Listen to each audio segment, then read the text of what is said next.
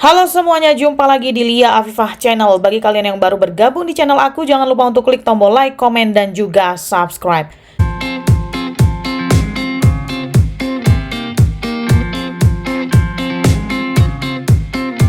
Oke semuanya, kita akan kembali mereview sebuah film. Dan kali ini film berasal dari Amerika Serikat yang berjudul Unholy.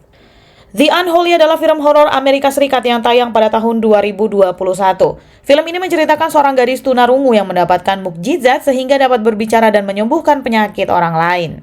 Bermula ketika ada seorang jurnalis bernama Van dan seorang laki-laki paruh baya yang menemukan sebuah boneka keramik dengan rantai yang mengikat seluruh tubuhnya.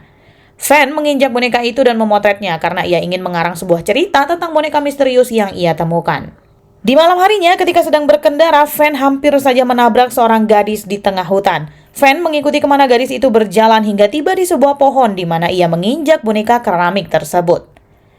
Van sempat melihat sebuah bayangan putih namun ia memilih untuk tidak memusingkannya dan hanya berfokus kepada gadis itu. Van juga sempat mendengar gadis itu berbicara sebelum akhirnya ia jatuh pingsan. Van kemudian membawanya ke rumah seorang pendeta di dekat gereja dan diketahui gadis itu bernama Alice yang merupakan anak asuh pendeta Hagen. Mereka semua mengira Alice hanya berjalan di saat tidur, namun ternyata ada hal besar yang terjadi kepadanya.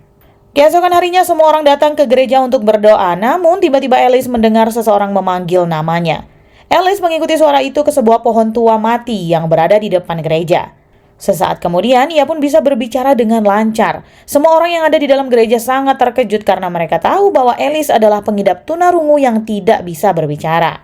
Alice berkata bahwa ia bertemu dengan seorang perempuan bernama Mary yang pastinya diasumsikan semua orang bahwa itu adalah Bunda Maria.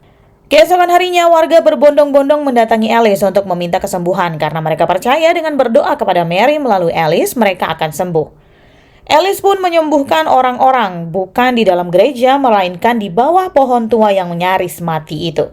Di sanalah Alice bertemu dengan sosok wanita bernama Mary. Seorang anak laki-laki pun dapat berjalan karena mukjizat yang didatangkan oleh Mary melalui Alice. Tak lama setelah itu, kabar itu pun tersiar ke seluruh pelosok negeri. Sementara itu, para pastor mengadakan sebuah pertemuan tertutup yang membahas mukjizat yang telah didapatkan Alice. Salah satu pastor menjelaskan bahwa mukjizat benar adanya karena telah ada contoh nyata di beberapa negara. Pada saat itu juga Alice memberanikan diri untuk menjawab pertanyaan para wartawan. Namun, pertanyaan yang dilontarkan justru menakutkan bagi Alice. Alice hanya menjawab pertanyaan yang dilontarkan oleh Van terkait pertemuan Alice dengan Mary.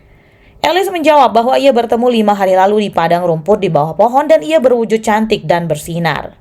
Sementara itu, pendeta Hagen menemukan sebuah boneka keramik di bawah pohon. Ia membawanya untuk diobservasi. Beberapa hari kemudian, ketika sedang melatih Alice untuk bernyanyi, pendeta Hagen tiba-tiba jatuh dan sesak nafas. Alice membantu menyembuhkannya asalkan pendeta Hagen percaya dan beriman kepada Mary. Sesaat setelah itu, pendeta Hagen sembuh seketika. Bahkan setelah dipindai di X-ray, paru-paru pendeta Hagen sangat bersih, begitupun milik seorang anak yang lumpuh. Para pendeta dari gereja agung kemudian menetapkan pohon tua di tengah padang rumput adalah tempat yang suci karena Mary berasal dari sana. Di malam hari, pendeta Hagen mencoba mencari tahu hal-hal yang berkaitan dengan mukjizat yang dimiliki oleh Alice. Pada saat itulah pendeta Hagen tahu yang sebenarnya. Sementara itu, Van yang sedang berjalan santai dengan Natalie di dalam hutan menemukan sebuah bangunan tua yang terlihat seperti gudang dengan sungai kecil mengalir di depannya. Natalie menyebutkan bahwa gedung tua itu dibangun pada tahun 1800-an. Entah kenapa Van kemudian dapat mengetahui bahwa tahun yang dimaksud adalah 1845. Van meyakini ada kejadian besar di gedung itu yang berkaitan dengan gereja. Keesokan malam, pendeta Hagen didatangi oleh seorang perempuan yang berkata bahwa ia ingin membuat pengakuan dosa. Namun kedatangannya ditolak oleh pendeta Hagen karena waktu sudah larut. Perempuan itu bersikeras dan tetap berkata bahwa ia telah membuat kehancuran, akan tetapi juga telah membantu banyak orang. Pendeta Hagen menyadari bahwa ada yang tidak beres. Pendeta Hagen kemudian terbunuh oleh iblis yang datang kepadanya yang berwujud perempuan itu. Pada saat pemakaman pendeta Hagen, Van dan Natalie diam-diam memasuki ruang berkas gereja dan mencari tahu apa yang sebenarnya terjadi pada tahun 1845. Di sana mereka akhirnya menemukan sebuah buku yang menceritakan peristiwa kelam yang telah terjadi. Ada seorang penyihir perempuan bernama Melly Erner. Ia mengaku telah menjadi perawan suci Maria dan mengklaim bahwa ia layak disembah karena ia telah membantu banyak orang, terutama dalam menyembuhkan penyakit, dan siapapun yang menghalanginya akan mati dengan tragis. Mary Elner kemudian dilawan oleh masyarakat, dan ia pun dihukum dengan menggunakan topeng berwujud Bunda Maria di wajahnya dan ditenggelamkan di air dingin.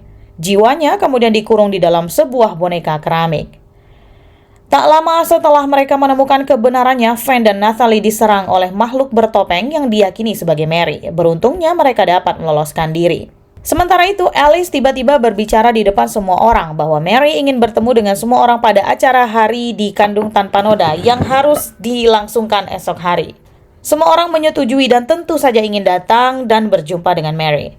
Fan dan Natalie segera melaporkan ini kepada Keuskupan Agung, namun ditolak karena mereka tak mempercayai Fan. Sementara itu ada seorang pastor muda yang juga meragukan mukjizat yang dimiliki oleh Alice. Fan kemudian mencari tahu tentang sosok Mary dan ditemukan bahwa Mary sempat mengandung bayi laki-laki yang kemudian dibesarkan oleh pemerintah lokal setelah kematiannya. Bayi laki-laki itu bernama Nicholas Paget yang artinya adalah Alice merupakan keturunan langsung dari Mary Elner karena nama belakang Alice adalah Paget. Pada saat dihukum, Mary Elner bersumpah akan hidup melalui keturunannya, yaitu keturunan Paget, dan Alice adalah satu-satunya keturunan Paget yang masih hidup. Ketika sedang mencari tahu, Fan kemudian diserang kembali oleh Mary dan ia pun diselamatkan oleh seorang pastor. Pastor itu bernama Delgard. Pastor Delgard itu kemudian percaya sepenuhnya kepada Fan dan berjanji akan membantunya. Malam peribadatan pun tiba. Semua orang mengikuti Alice dalam berdoa dan mereka harus menyatakan bahwa mereka beriman kepada Mary dan siap memberikan seluruh jiwanya. Jika mereka tuntas mengatakan itu sebanyak 3 kali, maka Mary akan hidup kembali melalui Alice. Di saat bersamaan, Pastor Delgard, Fan, dan Natalie mencoba melakukan pengusiran iblis, namun naas Pastor Delgard terbunuh. Di tengah kebingungan, Fan ingat kata-kata Pastor Delgard yang menyatakan bahwa keimanan seseorang dapat memperkuat iblis, begitupun sebaliknya. Tak ingin menyia-nyiakan waktu, Fan dan Natalie datang ke tengah peribadatan dan berkata bahwa semua itu adalah bohong. Mukjizat-mukjizat yang ada adalah palsu, dan tentu saja semua orang menjadi ragu untuk beriman kepada Mary. Fan kemudian menjelaskan secara ilmiah kenapa Alice yang tunarungu dapat berbicara dan kenapa anak laki-laki yang lumpuh dapat berjalan kembali. Alice merasa sangat kebingungan karena tidak mengetahui apa yang sebenarnya terjadi. Dengan bantuan Natalie, Alice mencoba melawan Mary yang sudah menguasai tubuhnya.